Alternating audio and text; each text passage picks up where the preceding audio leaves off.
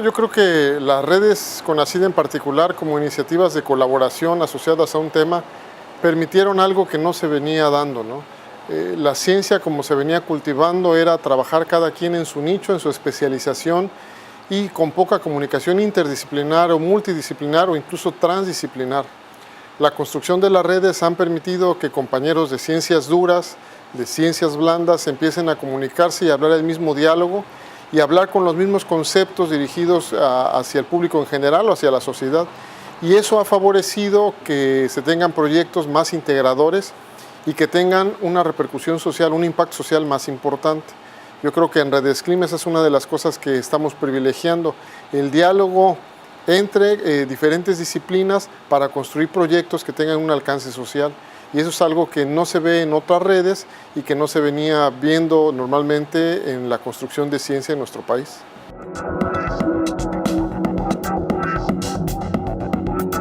Sí, es correcto, el cambio climático ha venido a sustituir muchas de las calamidades que antes se le achacaban a otros fenómenos. Ahora tenemos una inundación y decimos de inmediato como respuesta natural, fue el cambio climático, es el cambio climático. Este incremento en los huracanes, por ejemplo, en el Golfo de México en particular, en la cuenca del Atlántico, pues todo el mundo está diciendo es consecuencia directa del cambio climático y lamentablemente pues no hay evidencia confirmada. Una de las posibles causas puede ser que el calentamiento en el agua del Golfo de México favorezca o en el Atlántico la presencia de estos eventos, pero no es la única causa, ¿no? La situación de la atmósfera por encima de la superficie del mar es lo que también tiene que ver con esto. Pero hace una respuesta muy común desde la política hasta la ciencia de personas que a veces quieren decir o buscar una respuesta sencilla y se la atribuyen al calentamiento climático. Pero pues no es así, no es así. En 2005 tuvimos una temporada muy intensa de huracanes, depresiones tropicales que incluso rebasó lo establecido en la asignación de nombres. El año pasado también tuvimos un fenómeno muy grande porque también hubo una serie de eventos mayores. Incluso se habla ya que hay un incremento en la frecuencia y la intensidad de estos eventos. Pero todavía no podemos afirmar que la consecuencia única de estos eventos tengan que ver con el calentamiento global o en particular con el cambio climático.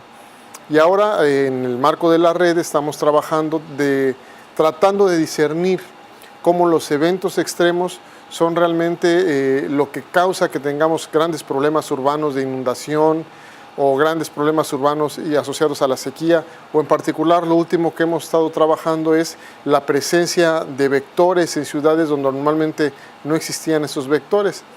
En el estado de Veracruz y Puebla hemos trabajado sobre la presencia del virus del dengue, chikungunya y zika, que eso es un tema asociado a los desastres, pero desde el punto de vista epidemiológico.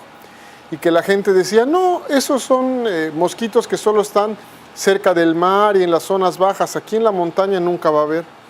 Y lastimosamente podemos decir que la combinación de factores, el calentamiento global, más el cambio de uso de suelo local, más el cambio de la reforestación local por vegetación no endémica o extraída de otro lugar, pues ha propiciado generar nichos de oportunidad para estos vectores. Y entonces pues hemos encontrado que el mosquito que transmite esta enfermedad, que es el mismo mosquito, el Aedes aegypti, pues ya lo encontramos en cotas superiores a los 1800 metros sobre el nivel del mar, que son climas muy fríos.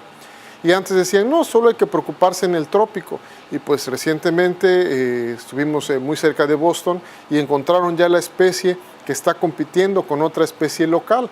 Y lo que podemos decir como evidencia es que el clima condiciona o favorece la presencia de algunos vectores.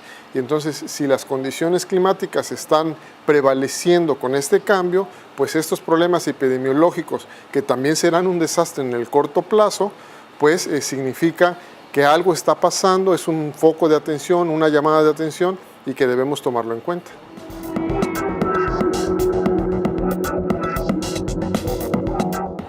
Sí, ese es un tema que tenemos que tratar de resolver en el corto plazo.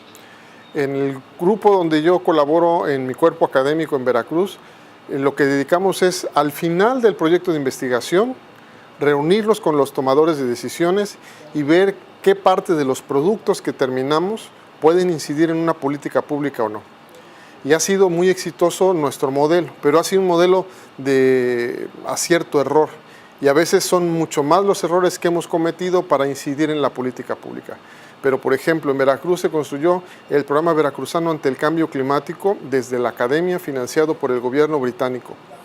Y de lo que aprendimos es que necesitábamos co-construir junto con los legisladores una ley que armonizara lo que la academia estaba diciendo y cómo preparar a la sociedad para que fuera útil. Y entonces convocamos a los legisladores para la Comisión de Energía, la Comisión de Protección Civil y la Comisión de Medio Ambiente.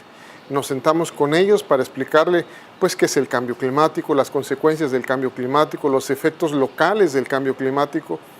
Y todo eso terminó en la elaboración de la Ley 848 de Cambio Climático para el Estado de Veracruz, que tuvo muchos errores, tuvo quizás algún acierto, pero los legisladores realmente consideraron que era necesario y pertinente. De hecho, fue la primera ley que nació, incluso antes que la Ley General de Cambio Climático. Y fue un acierto muy importante, pero fue convencer uno a uno de qué es lo que podría ocurrir. Y ahora Veracruz armonizó la ley estatal con la Ley General de Cambio Climático y bueno, se dieron cuenta que hay mucha similitud en lo que se hizo. Entonces, el modelo de comunicación directa, de presentarle los contenidos de lo que está pasando con causa-efecto a quienes toman las decisiones, en particular a los que hacen las leyes, pues parece ser que es una herramienta positiva. Claro que también en ese momento había una coyuntura, porque los legisladores eran personas que tenían una preparación en el ámbito de la ciencia y eso favoreció mucho que la comunicación fuera bastante fluida. Y sus asesores también eran personas con alguna formación en el ámbito o en el área, y entonces eso fue posible. Lo que hemos dado cuenta es que cuando no hay personas con sensibilidad ambiental o con sensibilidad en estos temas, cuesta mucho más trabajo convencerlos. O cuando son personas que ya de antemano tienen una negación o una cultura que no permite esa comunicación directa, pues todavía es más trabajo tratarlos de convencer. Pero el modelo ha sido muy sencillo, comunicar de manera directa a través de los efectos reales, no potenciales, de lo que ocurre, no de lo que puede ocurrir. Eso reduce la incertidumbre y favorece que ellos vean con ejemplos factibles lo que les puede ocurrir, ¿no?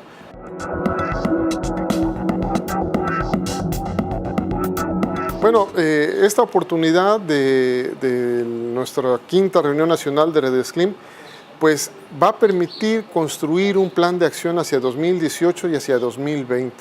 Lo que queremos ver es cómo lograr posicionar la red en todo el país, construir un sistema de nodos para que en cada estado de la República haya un representante de la red, que tengamos presencia en todos los estados y que los estados tengan conocimiento de la red a partir de 3 elementos puntuales.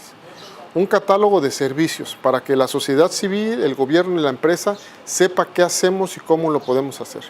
Un catálogo de productos para que sepan qué les podemos ofertar como cursos de capacitación, como investigaciones dirigidas, orientadas, y un catálogo de experiencias para que sepan que no siempre hacemos las cosas bien, que somos humanos, que cometemos errores en el camino, pero que lo que estamos haciendo es construyendo un modelo diferente de aproximación de la ciencia que trata de estudiar la prevención de los desastres y la planificación para reducir estos fenómenos en un futuro.